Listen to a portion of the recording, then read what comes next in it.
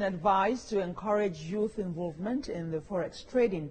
Players in that industry say it is a viable platform for wealth creation and employment, as our correspondent Lara Afolayo now tells us. Foreign exchange trading, also known as Forex or currency trading, is trading of currencies from two countries against one another.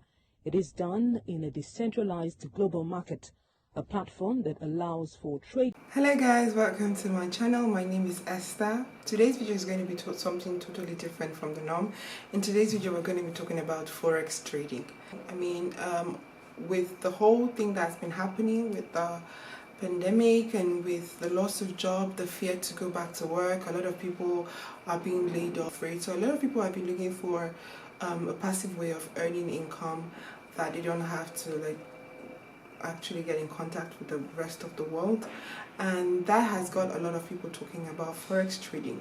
Now, forex trading is something that has been there a lot for years, and a lot of people have made money out of it. Big time people making big time money out of it, but it's never too late to join the moving train. So I heard a lot about forex trading. I decided to read up on it and do some research, hence that we can all be informed and have a beginner's guide to forex trading. Now, first of all, what is forex trading? Trading in forex is like any other form of investing. Forex can be traded as a side hustle. It can be traded as a main job, full-time. It can also be done professionally. However, note that it has its own risk and pitfalls, and that is why sometimes we see people being scared of it. But it's a thing. People have been investing and have been making their money out of it for a while. So if you belong to the school of thought who think it's a scam, or especially our parents who don't seem to understand the concept, talking of some Nigerian parents who don't seem to understand the concept, it is actually a thing. Okay, so that being said, let's get to know what forex trading is all about as a beginner. Now, getting started, you need to know what currency pair to trade. Now, what is currency pair? You open up the interface and you see things like EUR/GBP, USD/GBP, EUR/JPY. These are your normal currency pairs.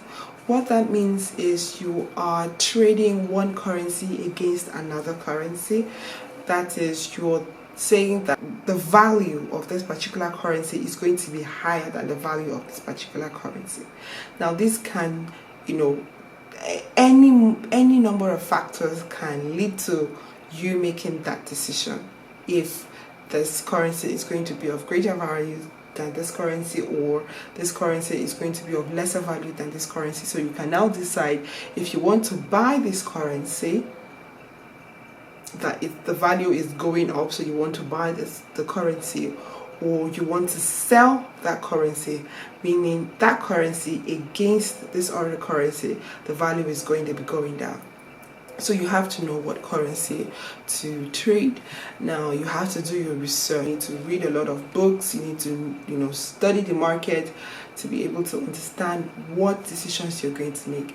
Now, I did mention the regular names EUR, JBP, CAD. When you see things like GBP, USD, we're talking about the British pounds against the dollar, or you're talking about the dollar against the Canadian dollar, like USD against CAD, or against the Japanese yen, or against the Chinese yen. So these are currencies.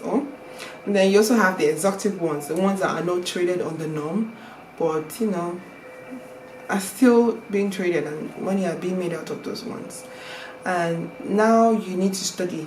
Okay, and also when you have decided the currency to trade, it's good for you to have a demo trading platform, so you can decide what currencies, after trading on the demo platform, you can decide that, okay, in actual real money, this is what I want to trade when I'm trading. Additionally, nearly all forex are traded through one of two trading platforms, the MetaTrader 4, or the MetaTrader 5. Now, the MetaTrader 4 is specifically designed for forex, so it's more desirable, and most demos will be on it.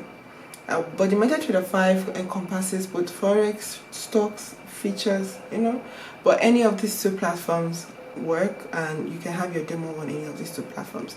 It's very, very good, however, that you understand your app and the interface. Now, after doing a whole lot of trading on the demo and a lot of research, you now move to the point where you get a broker. You need a broker to begin to trade when you have decided on what currency pair you want to trade.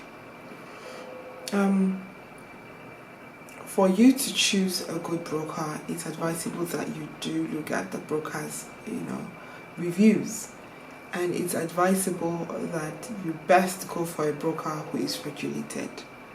How can you know if a broker is regulated? You know if a broker is regulated by looking through the regulator register or by looking at the broker's site for information about them being regulated. They will definitely have it on if they are. Please never trade with unregulated brokers, because this can open you up to so many risks. Now, backtrack to when I said initially that some people trade and then it's more like all their money is gone. That may be because they traded with unregulated brokers, and there is nothing you can do about it. So that then it might seem like it's a scam. Okay, so you never ever want to trade with unregulated brokers. Now, depending on where you are, there are a wide range of brokers available to you. Okay, like in Nigeria, you might have to make the decision on what brokers to use, because some brokers would accept Naira card, some would only accept the dollar card. So if it's a thing for you, if you have the dollar card, or you can even go to a bank and get a dollar card. But then there's the whole process of, the days it would take for the money to get into your dollar account and clearance and things like that. So those are things you might want to consider. And then you might also get a broker that will take the Naira card, so you might decide to go with that, or you can decide to stick with those who would take the dollar card.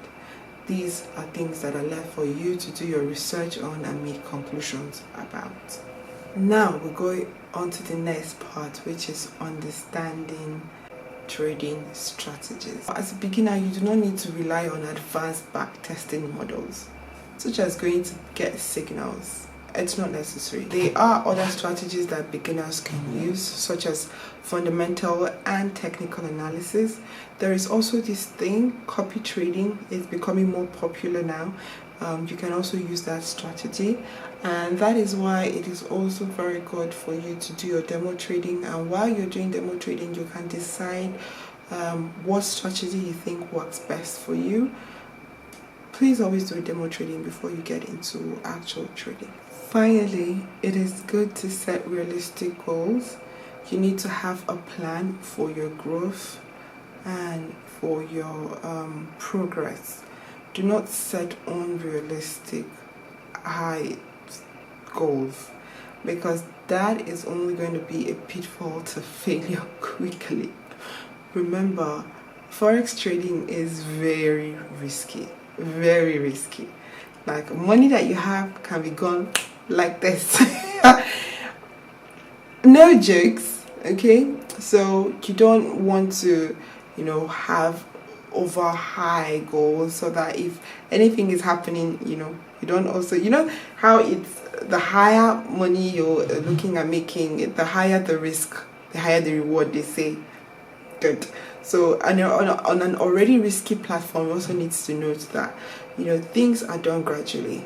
Okay, consistently, little by little, consistently, you're going to make it.